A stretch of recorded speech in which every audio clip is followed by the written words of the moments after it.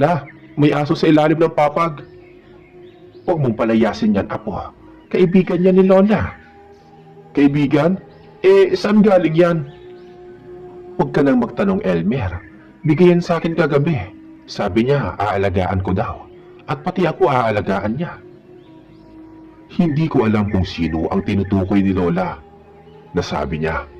Pero dahil bata pa ako noon, hindi ko na masyadong inintindi pa. Ang mahalaga lang, sabi ni Lola, hindi raw dapat galitin ang aso. Pinangalanan niya itong Itim. Sa mga unang linggo, parang normal lang naman si Itim. Tahimik, hindi nangangagat. At laging nasa tabi ni Lola. Pero habang tumatagal, napapansin kong iba ang kilos ng asong yun. Hindi kumakain kapag araw. Paggabi na lang siya lumalabas. Minsan, naririnig kong tahol niya parang boses ng tao. Malalim, mabagal, at parang may laman ang bawat ungula. Isang gabi habang nag-iigib ako ng tubig sa poso, napansin ko nga may nakatayo sa gilid ng gubat. Parang tao pero nakayuko at sa tabi niya, si Itim nakatitig sa akin. Hindi ko alam kung anong klaseng takot yung naramdaman ko, pero parang biglang nanigas ang mga tuhod ko. Pagbalik ko sa bahay, agad kong sinabi kay Lola, La, may nakita ako sa gubat parang tao kasama si Itim. Huwag mo lang pansinin yon. Kaibigan lang yun ni Itim. Hindi ka naman niya sasaktan. Napakunot noo ako. Kaibigan ng aso. Pero sa tono ni Lola, parang normal lang sa kanya yun. Kinabukasan, napadaan si Nardo, kapitbahay namin. May dala siyang saging at nang makita niya si Itim, agad itong umatras. Lola Sean, saan galing yung aso niyo? Parang may kababalaghan ah. Bakit naman, Nardo? Nakita ko yan kagabi nasa likod ng bahay namin, humuhukay sa lupa. Paglapit ko nawala bigla, tapos yung lupa mainit pa. Tahimik lang si Lola. Tinignan lang niya si Nardo, tapos ngumiti ng tipid. Huwag ka nang makialam sa hindi mo naiintindihan, sabi ni Lola. Pagkasabi niya noon, tumahol si Itim, isang tahol na halos parang sigaw ng lalaki. Napaatras si Nardo at hindi na muling bumalik ng ilang araw. Lumipas ang mga linggo. Minsan may mga manok na nawawala sa mga bahay ng kapitbahay. Tuyong-tuyo na parang sinipsip ang dugo. Laging gabi nangyayari at sa tuwing umaga may maririnig kang mga chismis na parang iisa lang ang pinagtutungkulan, ang aso ni Lola Shona. Pero si Lola parang walang pakialam. Tahimik lang. Laging nakaupo sa upuan sa harap ng bahay. Hinahaplo si Itim na parang anak. Minsan nga, nakikita ko pang kinakausap niya ng pabulong ito. Mamayang gabi ha, huwag kang lalayo. Alam mo na ang gagawin mo. Hindi ko alam kung sino ang tinutukoy niya, pero ramdam ko, hindi yun ordinaryong utos. Hanggang isang gabi, nagising ako sa kakaibang ingay. Parang may humahaplo sa dingding ng bahay. Dahan-dahan pero may lakas. Pagtingin ko sa labas, may anino sa likod ng pawid. Parang tao, pero mahaba ang mga daliri. Si Itim, nakatayo sa may pinto, nakatitig sa labas, tahimik. Pagkatapos nun, narinig ko ang boses ni Lola, pabulong, parang nakikipag-usap sa hangin. Oo, dala mo na ba? Mahina, halos hindi ko marinig. Pero oo, pero kailangan ng kapalit, yun ang narinig ko. Alam ko, bukas ng gabi, sabi pa ni Lola. Nang marinig ko yun, halos di ako makahinga. Sino yung kausap niya at ano yung kapalit? Kinabukasan, napansin kong wala si Lola sa bahay. Sinabi ni Nanay na pumunta lang daw sa gubat para mag-ipon ng kahoy. Pero nang dumating si Nardo, bago magtanghali, may dala siyang balita. Elmer, nakita ko si Lola mo kaninang madaling araw nasa ilog. kausap ang tatlong lalaki pero nung lapitan ko biglang nawala lahat. Si Lola na lang ang naiwan, parang walang nangyari. Simula noon hindi na ako mapakali. Tuwing gabi, lagi may maririnig na mga yapak sa paligid ng bahay. Minsan may humahaplo sa bintana at tuwing susubukan kong sumilip, si Itim lagi ang makikita ko. Nakatitig sa akin, parang gusto akong paalisin. Hanggang sa dumating ang gabi ng kakaibang ulan, malakas pero may halong amoy bulok na lupa. Nang gabing yun, nakita ko mismo kung gaano na kabigat ang nangyayari sa amin. Gabi ng malakas na ulan, halos hindi ko marinig ang ingay ng bubong sa lakas ng bagsak ng tubig. Pero sa gitna ng lahat ng iyon, may isa akong narinig. Isang malalim na ungol mula sa labas. Hindi ungol ng aso, hindi rin tao. Parang pinaghalo. Umalingaw-ngaw ang boses ni Lola Sean mula sa labas ng bahay. Itim, dahan-dahan lang. Huwag mong hahayaang makita ka, sabi ni Lola. Napatigil ako. Bakit nasa labas si Lola sa ganitong lakas ng ulan? Dahan-dahan akong lumapit sa bintana. Sa ilalim ng kidlat, nakita ko si Lola. Nakasuot ng lumang saya, nakatayo sa tapat ng gubat, basang-basa sa ulan. Katabi niya si Itim, pero hindi na ito mukhang aso. Mas malaki na ito ngayon, halos kasing taas ng tao. Ang mga mata ay pula at ang katawan ay parang humahaba tuwing tatamaan ng kidlat. May narinig akong tunog, parang mga pakpak na malalaki. Pumapaspas sa hangin. Pagtingala ko, may mga itim na anino sa ere. 3, 4. Hindi ko mabilang at lahat sila nakapalibot kay Lola. Nadala mo na ba ang alay, Sean? Boses na mula sa ere. Oo, wag lang kayong gagalaw dito sa baryo. Yan ang usapan. Tumahol si Itim, pero hindi na iyon tahol. Boses ng tao na may halong halakhak. Halos mapatras ako mula sa bintana. Nagtakip ako ng bibig, baka marinig ako. Isa pa, Sean. Isang bata pa lang. Isang dugo ng lahi mo. Tapos magiging isa ka na sa amin. Dagdag ulit ng boses. Hindi ko kaya. Apo ko siya. Sagot ni Lola Sean. Wala kang pagpipilian. Pagkasabi noon, tumama ang kidlat sa may gubat. Pagsilip ko ulit, wala na ang mga anino. Si Lola na lang, nakaluhod yakap si Itim. Kinabukasan, tahimik lang si Lola. Parang walang nangyari. Pero ako, hindi na mapakali. Hindi ko alam kung ano talaga yung nakita ko. Bangungot lang ba? O totoo? Ilang araw ang lumipas. Normal lang sa umaga pero tuwing gabi, bumabalik ang kakaibang mga tunog. Si Itim, laging nakatambay sa ilalim ng bahay. Pero minsan, naririnig kong umaakyat ito. Oo, umaakyat. Minsan nagising ako dahil parang may mabigat sa dibdib ko. Pagdilat ko, si Itim ang nakadagan sa akin. Pero hindi na ito aso. Parang tao pero may mahahabang kuko. Mabalahibo at ang muka, halo ng aso at matanda. Humihinga sa mukha ko, malamig ang hininga. Lola, tulong! Sabi ko. Agad kong narinig ang yabag ni Lola. Nang buksan niya ang lamparahan, biglang nawala si Itim. Wala man lang bakas ng paa pero mabigat pa rin ang dibdib ko. Apo, huwag ka nang matakot. Sinusubok ka lang niya. Anong sinusubok, La? Halos hindi ako makahinga eh. Pagsanay ka na, hindi ka niya gagalawin. Mahalaga ka sa kanya. Hindi ko alam kung ano ang ibig sabihin noon. Pero mula noon, lagi akong takot matulog. Isang gabi, dumating si Nardo. Nanginginig, basang-basa sa ulan. Elmer, si Rosa yung nanay mo. Nakita ko sa may sapa. Parang sinunggaban ng hayop. Nawala ako sa sarili. Agad akong tumakbo palabas kahit pinigilan ako ni Lola. Sa may sapa, nakita ko si Nanay Rosa nakahandusay sa putikan. Buhay pa pero halos wala lang dugo. Sa tabi niya, may mga bakal na kuko na naiwan sa lupa. Parang sa aso pero sobrang laki.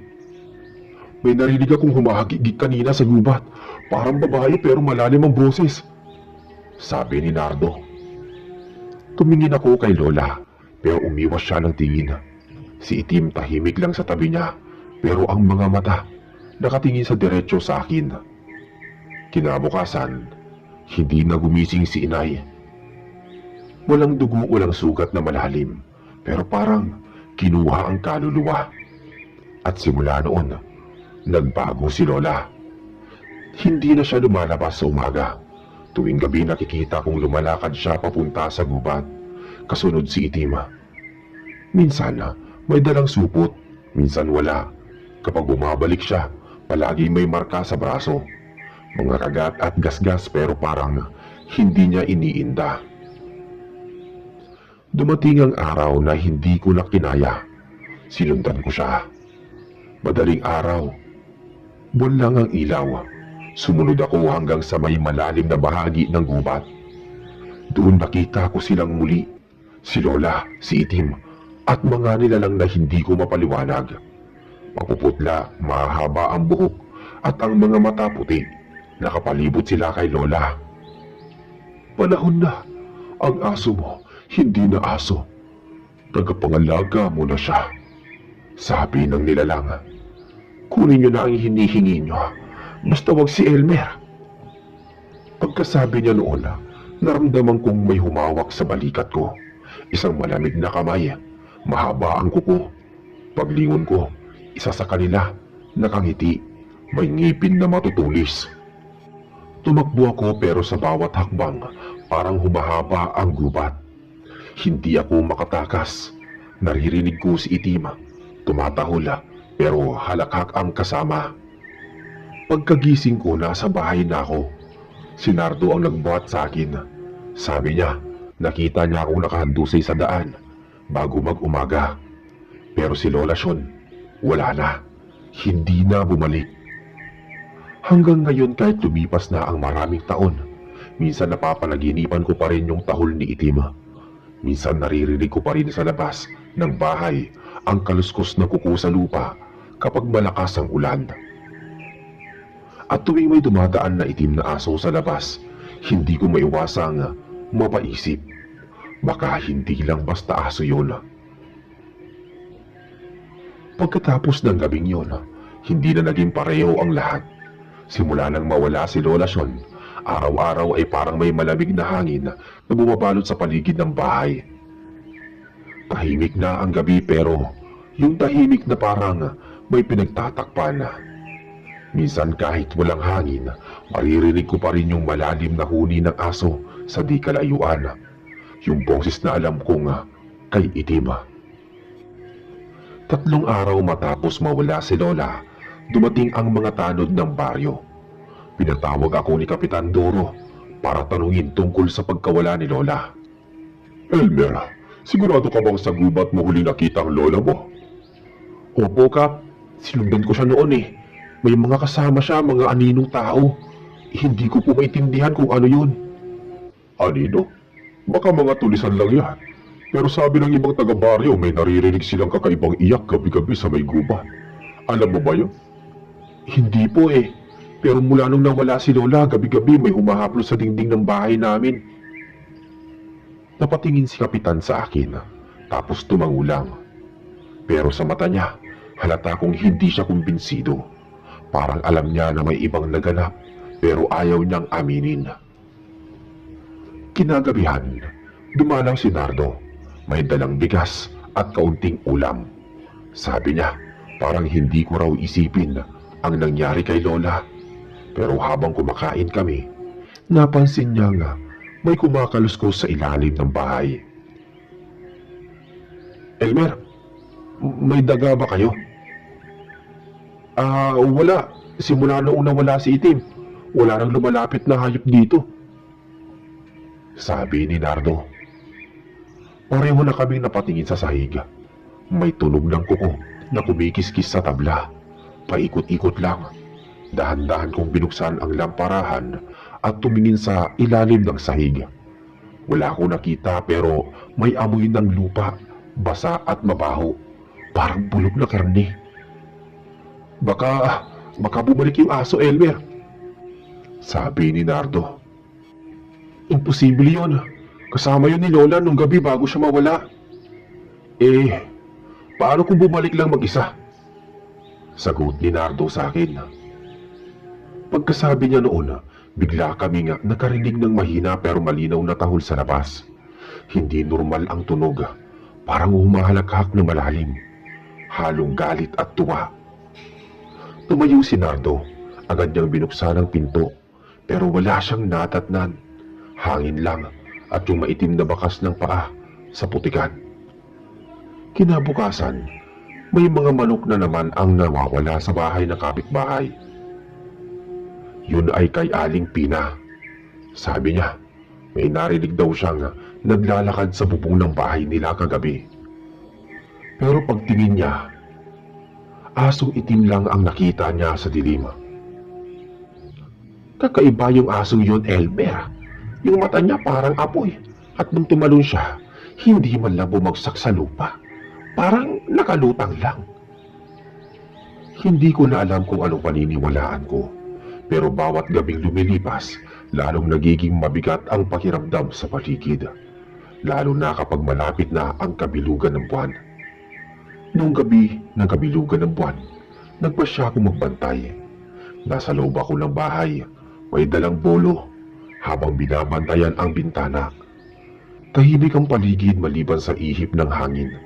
Pero bandang hating gabi, narinig kong may humaplos sa pinto. Dahan-dahan, parang tinutokso lang ako. Elmer, apo! Napatigil ako. Boses ni Lola Sean, malumanay pero malamig, parang galing sa ilalim ng lupa. Hindi ko alam kung guni-guni ko lang pero malinaw na malinaw kong narinig. Lola, ikaw ba yan? Walang sumagot, pero narinig ko ulit ang mga yapak. Mabigat, dahan-dahan. Nilakasan ko ang loob ko. Binuksan ko ang pinto. At doon ko siya nakita. Si Lola Sean, nakatayo sa gitna ng dilim. Basang-basa, walang tsinelas, at ang mga mata. Itim ang paligid at purong puti sa gitna. Sa tabi niya, si Itim. Pero hindi na aso. Ang katawan niya ay parang tao na gumagapang at ang muka ay nagsasanga sa gitna. Kalahating aso, kalahating babae. Lola, ano nangyari sa'yo? Apo, halika rito. Uwi na tayo. Naghihintay na sila sa gubat. Sino sila? Ang mga kaibigan ko. Sila ang nagbigay sa akin ng buhay. Habang nagsasalita siya, napansin kong nagbabago ang balat niya. Nagiging kulay abo, parang natutuyo. Si Itim naman dahan-dahang tumayo sa dalawang paa. Ang mga kuko niya mahaba at ang dila mahaba at kumikintab sa liwanag ng buwan. Lumayo ka! Lola, hindi ikaw yan! Huwag kang matakot, apo. Pinoprotektahan ka lang ni Itim. Kukunin ka rin nila para hindi ka na maghirap. Tumakbo ako pabalik sa loob. Isinara ang pinto at sinandal ang mesa. Pero mula sa labas, narinig ko na ang pagkamot ni Itim sa pader at ang boses ni Lola na parang dalawang tao ang sabay-sabay na nagsasalita. Buksan mo ang pinto. Nasira ang kandado, kaya tinakpan ko ng upuan. Pero sa bandang likod ng bahay, may narinig akong tunog ng mga kuko sa bubong. Umakyat sila. Narinig kong gumagapang sa pawid, parang mabigat na hayop. Binuksan ko ang bintana at tumalon ako palabas. Tumakbo ako papunta kina Nardo. Sumisigaw habang may dala pa ring bolo. Nardo, buksan mo! Si Lola, hindi na siya tao! Pagbukas ni Nardo ng pinto, nakita niya ang mga bakas ng paa sa lupa. Malalaki, basang putik, at sa dulo ng mga marka, may mga dugo. Elmer, pumasok ka! Huwag kang lalabas! Pero hindi ko napigilan ang sarili ko. Sumilip ako sa labas at sa liwanag ng buwan, nakita ko si Itim na nakatayo sa gitna ng daan. Nakatingin sa akin. Sa likod niya si Lola, nakalutang ng bahagya. Hawak ang isang sanga ng kahoy na parang may dugo sa dulo. Elmer, sumama ka na sa amin. Ikaw na lang ang kulang. Tumakbo ako papasok, sabay sara ng pinto. Si Nardo kinuha ang kanyang itak at sabay kaming nagdasal. Buong gabi naming naririnig ang pag-ungol at pagkamot sa paligid ng bahay, hanggang sa pumutok na ang araw, sakalang tumahimik ang lahat. Pag umaga lumabas kami, walang bakas ng dugo pero sa lupa may marka ng paa. Simula noon nagpasya kaming lumipat ng bahay sa may bayan. Pero minsan, kapag umuulan at malakas ang hangin, naririnig ko pa rin yung tahol ng aso sa malayo. Hindi ko alam kung guni-guni ko lang pero minsan, may bumubulo sa akin tuwing gabi. At sa tuwing naririnig ko yun, bigla na lang lalabas ang itim na aso sa dilim. Tahimik lang, nakatingin, parang nagbabantay, parang naghihintay. Mula noon gabi-gabing may naririnig ang mga taga-baryo na tahol at iyak na sabay. Minsan sinasabing may nakikita silang babaeng nakaputi sa may sapa at may kasamang malaking aso nakatayo sa gilid ng sapa. Lumipas pa ang ilang mga linggo. Sa baryo namin parang wala nang gustong dumaan sa lumang bahay ni Lola, ang dati kong tinitirhan. Ang dati puno ng tanim na bulaklak, ngayon puro tuyong damo at mga dahong kulay abo. Wala ring lumalapit sa balon sa likod ng bahay dahil sabi ng mga bata, may aninong babaeng nakasilip doon tuwing gabi. Isang hapon na, habang nag-aayos ako ng lambat sa tabing sapa, nilapitan ako ni Mang Pedro. Kahit halatang mahina pa. Elmer, may kailangan tayong puntahan. May nagsabi sa akin kung saan huling nakita ang lola mo. Naglakad kami papunta sa dulo ng sityo, sa bahagi ng kagubatan na halos hindi na dinadaanan.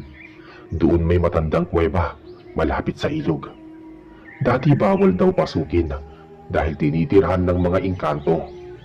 Paglapit namin, malamig na hangin agad ang bumati. May amoy ng basang lupa at bulok na dahon. Sa may bungad ng kuweba, may nakasinding kandila. 3 kulay puti. Dito raw siya pumupunta dati, sabi ni Mang Pedro na isang albularyo. Bago pa siya magkaroon ng aso. Dagdag pa niya. Pagpasok namin, naroon ang mga lumang gamit, lumang banig, mga dahon ng saging na tuyo, at sa dingding may nakasulat na kakaibang mga simbolo.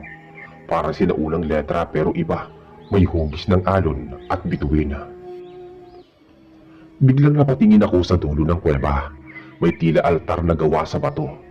Sa ibabaw may maliit na lalagyan na parang bao ng nyog, puno ng buhok ng aso at pinatuyong dugo. Yan ang pinagmula ng sumpa. Nag-alay si lola mo ng dugo niya para mabigyan siya ng kasama.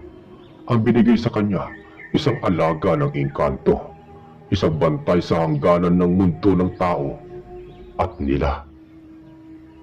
Lumapit ako sa altar at sa mismong likod nito may nakita kong ukit, larawan ng babae na may hawak na aso. Sa ilalim may nakasulat at ang nakasulat doon ay ganito: ang magtatangkilik ng aking alaga ay di kailanman magiging mag-isa. Napakapit ako sa braso ni Mang Pedro. Ibig sabihin buhay pa si Lola? Baka hindi na siya tao, Elmer. Kapag kinuha na ng engkanto ang kaluluwa, nagiging tagapagbantay ka na rin. Bigla naming narinig ang yapak mula sa labas ng kuweba. Mabagal, mabigat. Parang paa ng hayop pero parang may kasamang tunog ng tsinelas. Huwag kang kikilos, bulong ni Mang Pedro sabay saboy ng asin sa pinto ng kuweba. Pumasok ang malamig na hangin at kasabay nito isang tinig, mahina pero malinaw. Ah, Pedro, ikaw pala. Elmer, bakit niyo ako hinahanap? Lumabas mula sa dilim si Lola. Pero hindi na siya tulad ng dati talaga. Maputla na talaga ang balat niya. Ang mata niya ganun pa rin. Sa tabi niya ang malaking aso, si Itim, pero mas malaki, mas mabangis ang itsura. Lola, bumalik na po kayo. Umuwi na tayo sa baryo. Ngumiti siya ng marahan. Hindi na ako pwede, Elmer. Dito na ako kasama nila. Wala akong sakit. Wala akong gutom. Si Itim, regalo nila sa akin para hindi ako malungkot. Ikaw ba, ayaw mo bang sumama sa amin? Sabi ko sa iyo, ikaw na lang ang kulang. Sabi pa ni Lola. Inkanto ang nagbigay sa iyo, Lola. Hindi yan kaibigan. Niloloko ka nila. Biglang umihip ang malakas na hangin, sabay sabog ng mga kandila. Huwag mo silang lapastanganin, sabi ni Lola. At sa isang iglap, nakita kong nagbago ang mukha niya. Humaba ang dila, tumalim ang ngipin. Hinila ko ni Mang Pedro palabas ng kuweba. Habang tumatakbo kami, naririnig ko ang kaalulong ng itim na aso. Mahaba parang daing ng tao. Nang lumingon ako, nakita kong sinusundan kami ng anino. Tumatakbo sa ibabaw ng lupa na parang walang paa. Pagdating namin sa sapa, sabay kaming tumalon sa tubig. Pagsilip ko sa pampang, wala na sila. Si Lola, si Itim, lahat. Tangi ang liwanag ng buwan ang naiwan. Pag-uwi namin sa baryo, sunod-sunod ang pagkakasakit ng mga taga roon. Laging sinasabing may bumibisita sa mga bahay tuwing hating gabi. Babae daw na may kasamang aso, humihingi ng tubig. Ilang buwan matapos yun, tuluyan ng gumuho ang bahay ni Lola. Pero ang nakapagtataka, kahit wala na yun, gabi-gabi pa rin tahimik na umiiyak ang aso sa ilalim ng buwan. Pagkalipas ng ilang taon matapos noon, pumunta ako sa Maynila para magtrabaho sa pier. Madalas akong magbuhat ng mga sako ng isda at yelo. Pero gabi-gabi, pag uwi ko sa barong-barong na tinutuluyan ko, hindi ako pinapatulog ng mga alaala. Dahil tuwing ipipikit ko ang aking mga mata, naririnig kong muli ang tinig ni Lola. At sinasabi niyang, bantayan mo sila, Elmer. Huwag mong hahayaang makalimutan ang pangako. Hindi ko alam kung anong ibig niyang sabihin noon pero isang gabi, habang naglalakad ako pauwi, may nakasalubong akong matandang lalaki sa kanto ng Delpan. Suot ang kupas na barong at may dalang baston. Nakatingin siya ng diretso sa akin. Elmer. Po, kilala niyo po ko? Tanong ko. Ngumiti lang siya. Huwag mong kalimutan ang iniwan nila sa'yo. Bago pa man siya matanong, may dumaan na jeep. Pagtingin ko muli, wala na siya. Naiwan lang sa sahig ang buhok ng aso. Kulay itim, maikli at parang sunog. Mula noon sunod-sunod ang panaginip ko tungkol sa baryo. Sa panaginip laging nasa may sapa ako. Sa kabilang dulo naroon si Lola. Nakaupo sa bato. Sa tabi niya si Itim. Nakahiga. Tinitignan lang nila ako, walang imik. Pero sa paligid may mga ilaw na kumikislap. Maliliit na liwanag na parang mga mata sa dilim. Paggising ko may pawis ako sa buong katawan at laging may amoy ng lupa ang hangin sa kwarto ko. Hanggang isang araw, nakatanggap ako ng sulat mula kay Nena. Pinsan kong naiwan. Maikli lang ang nilalaman. Ang nakasulat doon ay ganito. Kuya Elmer, bumalik ka na dito. May kakaiba na naman sa baryo. May mga asong itim na lumilitaw tuwing gabi at sinasabing may nakikitang matandang babae sa tabi ng balon. Kinabukasan hindi na ako nagdalawang isip. Umuwi ka agad ako. Pagdating ko, sinalubong ako ni Nena sa terminal.